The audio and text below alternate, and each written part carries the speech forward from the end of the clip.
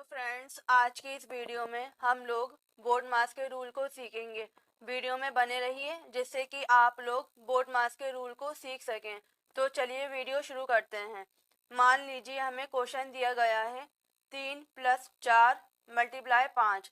इस क्वेश्चन के अंदर ब्रैकेट भी है, प्लस का साइन भी है और मल्टीप्लाई भी है। तो पहले हम क्या सॉल्व करें, प्लस सॉल्व करें, ब्रैकेट सॉल्व करें या मल्टीप्लाई सॉल्व करें। तो इस क्वेश्चन को सॉल्व करने के लिए एक रूल दिया जाता है बोर्ड मास। तो बोर्ड मास के रूल के अकॉर्डिंग ही हमें क्वेश्चन सॉल्व करना होता है। पहले हम बोर्ड मास का रूल समझ लेते हैं, उसके बाद हम ये क्वेश्चन सॉल्व करेंगे।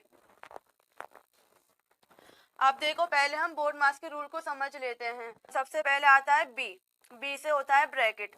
ब्रैकेट कितने प्रकार के होते हैं? 4 प्रकार के। पहला होता है लाइन ब्रैकेट, दूसरा होता है स्मॉल ब्रैकेट, तीसरा होता है कर्ली ब्रैकेट, चौथा होता है बिग ब्रैकेट। जैसे इसके अंदर दिया गया है क्वेश्चन के अंदर हमें उसी तरीके से सॉल्व करना होता है।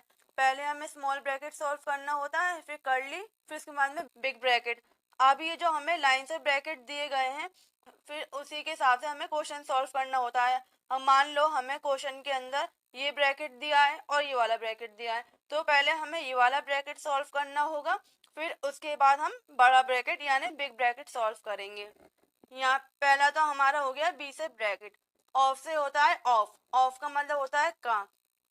जहां भी हम क्वेश्चन में ऑफ लिखा हुआ देखेंगे उसका मतलब होगा का मतलब यानी वहां हम मल्टीप्लाई करेंगे। डी से होता है डिवीजन यानी कि भाग।